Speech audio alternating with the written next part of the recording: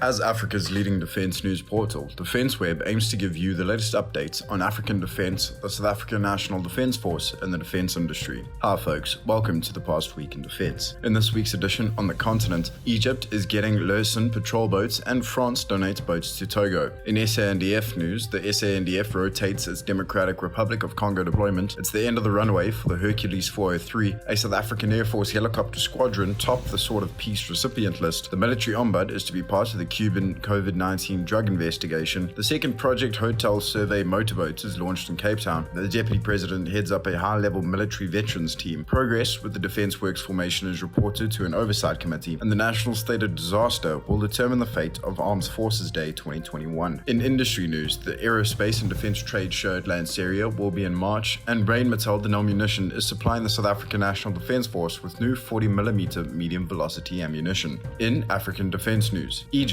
getting Lersen patrol boats. Egypt will be receiving 9 Lersen patrol boats from Germany under a €130 million deal after the contract with their original customer Saudi Arabia fell through. Egypt will also be getting a single coastal defense boat. Germany's Minister of Economics Peter Altmaier sent a letter to the Economic Committee of the Bundestag, seen by the German press agency on the 2nd November, approving the sale of the boats. A Lersen spokesman confirmed the deal to the magazine Europäische Sicherheit und Technik. The vessels for Egypt are believed to include a single FPB-38 coastal defense boat and 9 TNC-35 patrol boats. France donates boats to Togo. France has donated 2 semi-rigid patrol boats to Togo's navy, which will use them to combat piracy and other maritime crimes. The vessels were officially handed over on the 10th of November at the Loma Naval Base in the presence of the French ambassador Jocelyn Caballero, the Minister of Defense Esozimna Ngakande, and the Chief of the General Staff of the Togolese Armed Forces, Major General Abelo Kandanga. The French embassy said the donation of the boats and the forthcoming training of Togolese sailors aims to develop Togo's rapid intervention capability against maritime piracy. A first rapid intervention unit was due to be operational from the end of 2020. And in SANDF news,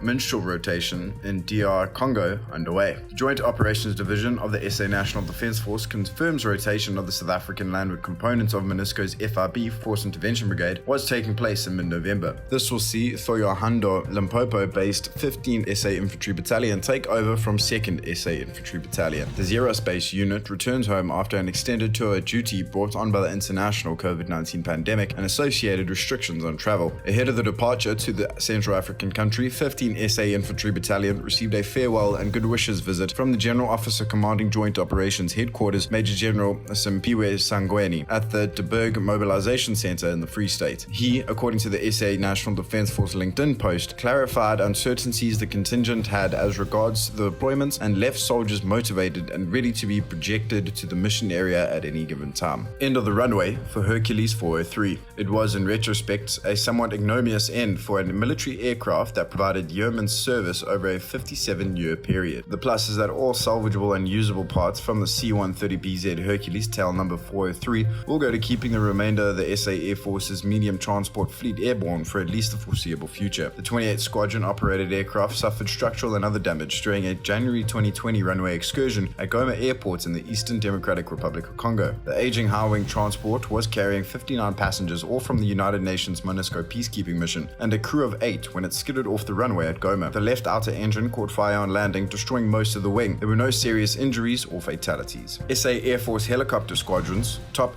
the Sword of Peace recipient list. Recent recipients of the SA Air Force's highest operational honor, the Sword of Peace, are largely confined to the force's helicopter squadrons. This is due mainly to the specific abilities of the rotary wing aircraft, particularly in the search and rescue function. It is not only this aspect of helicopter operations that has seen the Sword of Peace awarded to, amongst others, 15 and 22 squadrons at Air Force bases Durban and Yesterplaats, but also to the sole combat support helicopter unit in the force. 16 squadron-based Air Force-based Bloemspruit was named sole recipient of the Sword of Peace on 2 occasions in 2015 and the following year. In 2019, the Directorate Helicopter Systems was named Sword of Peace recipient equipment for work done in the Democratic Republic of Congo by its composite helicopter unit as part of the UN peace mission in the Central African country. 16 Squadron Royfok combat support helicopters, along with medium transport RXs from either 17, 19 or 22 squadrons or 87 helicopter flying school, are the backbone of the composite helicopter unit. The award generally goes to the efforts in the humanitarian field and includes search and rescue on land and at sea,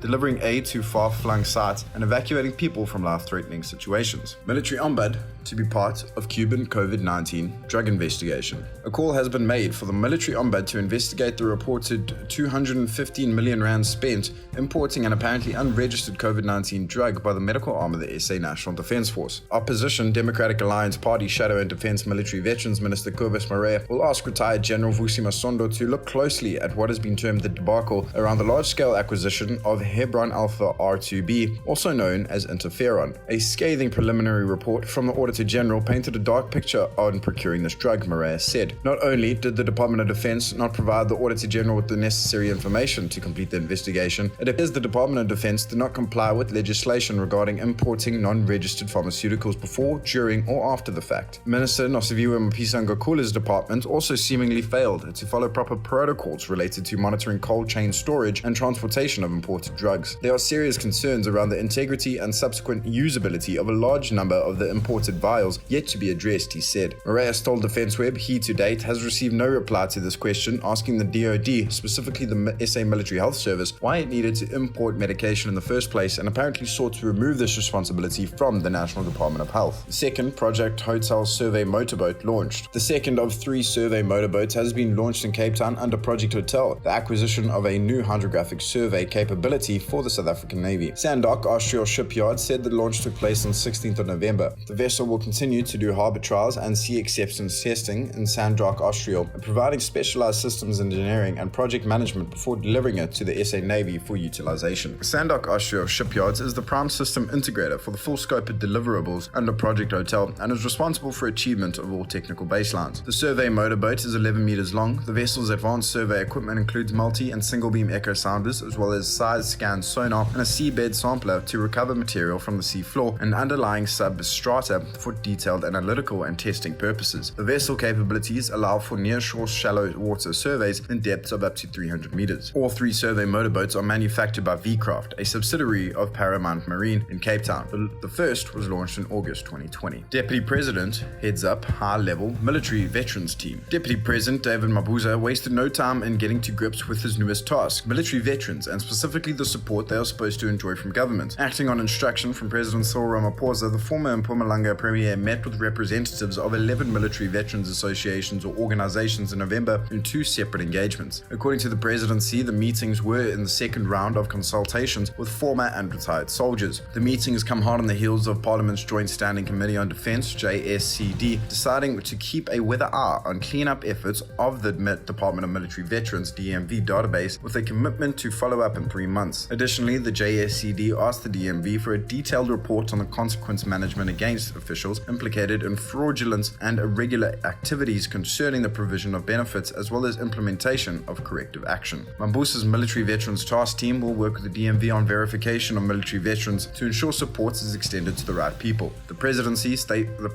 statement also notes the high-level Military Veterans Team will also seek solutions to challenges encountered by veterans and prepare a report for Ramaphosa. Defence Works Formation Progress reported to Oversight Committee. The Defence Works Formation will transfer infrastructure delivery functions from the Department of Public Works and Infrastructure, DPWI, to the Department of Defence, DoD, by the 1st of April 2021. In addition to re-establishing its own infrastructure capability, the Defence Works Formation will also allow the SA National Defence Force to better support South Africans in the event of, for example, a natural disaster. To date, the formation has trained just short of 900 artisans in various construction industry trades, including bricklaying, electrical, and plumbing. The 894 military veteran artisans are all Red Seal qualified, meaning they have completed a 4-year apprenticeship and successfully undergone all associated training. This sees the SA National Defence Force with an in-house capability to undertake and execute less complex new construction, including maintenance and repairs to buildings. When it comes to complex infrastructure and skills transfer, the DWF has an arrangement with the Development Bank of Southern Africa, DBSA. This partnership saw the recent taking back into service of a high care ward at one military hospital in Tavashwane. National State of Disaster will determine Armed Forces Day 2021. fate. 2021 marks the end of the first provincial cycle of Armed Forces Day events, with Mpumalanga set to host the February event, National State of Disaster, Government Edicts and Regulations Permitting. That's the official line from the SA National Defence Force Corporate Communication Directorate. DefenceWeb was told the event is dependent on the status of COVID-19 prevalence and determination by the government on where the country stands with regards to health protocols regarding large events. The event, declared a national one by former President Jacob Zuma, started as a low-key one in Atteridgeville, west of Pretoria, in 2013 at the Mendy Memorial. Since then, it was grown into a showcase of the National Defence Force and its capabilities, as well as becoming the single largest logistic exercise involving all services and divisions, comprising the about 89,000 strong SA National Defence Force. And in industry news, Aerospace and Defence Trade Show at Lanseria in March. The gap between Africa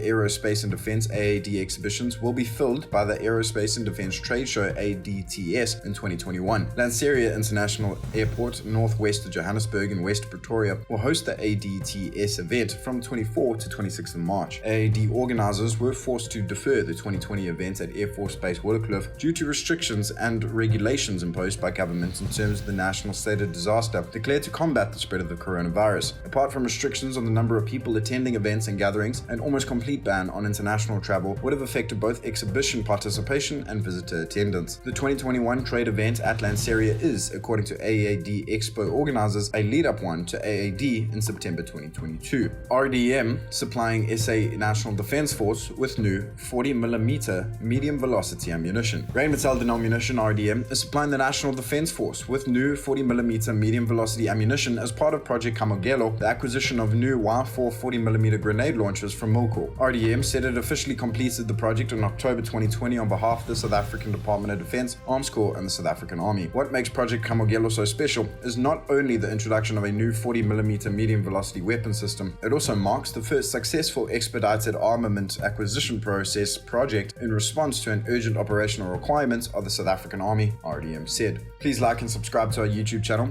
our daily and weekly newsletter, and our other social media platforms if you enjoyed the webcast. Leave your comments below. Thank you for listening. Stay safe and we'll see you next week.